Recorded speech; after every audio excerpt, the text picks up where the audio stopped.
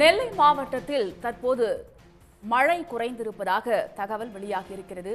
இது தொடர்பாக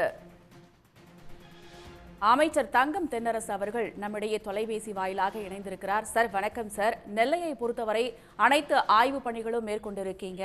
தற்போது அங்கு என்ன மாதிரியான நிவாரணப் பணிகள் முடுக்கிவிடப்பட்டிருக்கிறது, என்னென்ன முன்னேற்பாடுகள் எல்லாம் செய்யப்பட்டிருக்கிறது சார்? வணக்கங்க. நெல்லை மாவட்டத்தை பொறுத்த மட்டும் கடந்த 2 நாளா ரொம்ப கடுமையான மழை பொழிவு இருக்குது.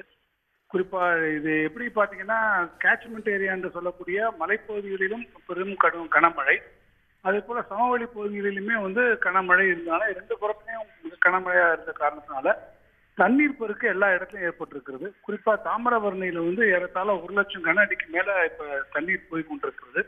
இதனால திருநெல்வேலியினுடைய பல பகுதிகளும் வெள்ளத்தால மூழ்கி இருக்குது.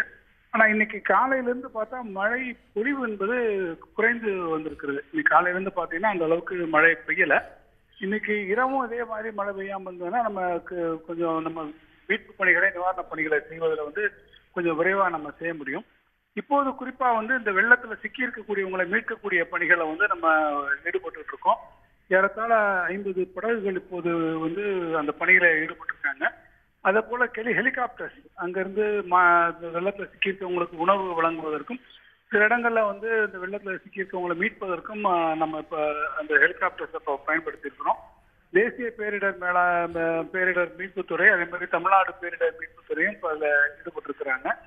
எல்லா வகையிலுமே மாவட்ட நிர்வாகத்தினுடைய சார்பிலும் பண்ணியிருக்கோம். அரசின் உயர் அதிகாரிகள், நம்மளுடைய அமைச்சர் பெருமக்கள் வந்திருக்காங்க. குறிப்பா நம்முடைய விளையாட்டுத்துறை அமைச்சர் திரு உதயநிதி ஸ்டாலின் அவர்கள் இப்போது மாலையிலே இந்த நிவாரணப் பணிகளை அவர்கள் மேற்கொண்டு பார்வையிட்டிருக்கிறார்கள்.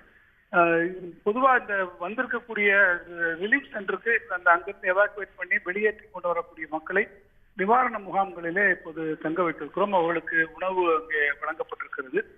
மழை வெடிந்ததுக்கு பிறகு பாதுகாப்பாக அவருடைய இல்லத்திற்கு அழைத்து செல்லாம் என்று கேட்டுக்கொள்கிறோம்.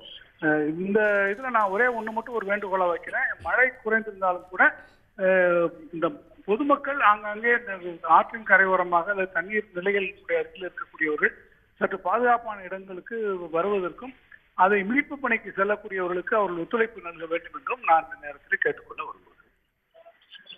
சார், உண்மையிலேயே வரலாறு காணாத ஒரு மழை பெய்திருக்கிறது. அனைத்து பகுதிகளுமே வெள்ளம் சூழ்ந்து காணப்படக்கூடிய இந்த நிலையில தற்போது நீங்க களப்பணி மேற்கொண்டிருக்கீங்க.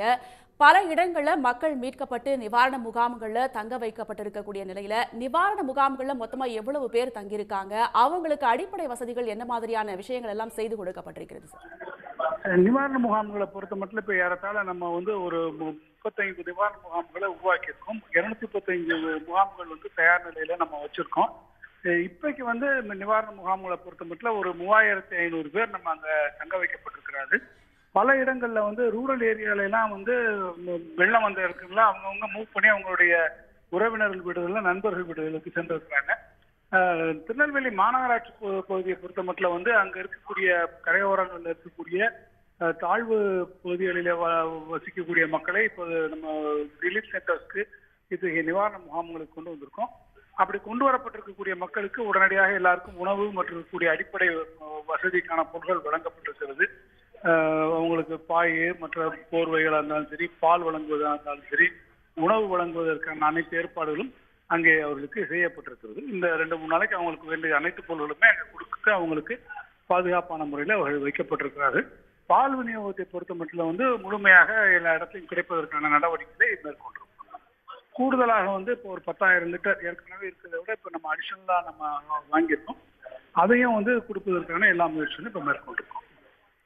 தீவிர களப்பணிக்கு நடுவில் இணைப்பில் வந்தமைக்கு மிக்க நன்றி சார். உடனுக்குடன் செய்திகளை தெரிந்து கொள்ள சன் நியூஸ் பெல் ஐகானை கிளிக் பண்ணுங்க.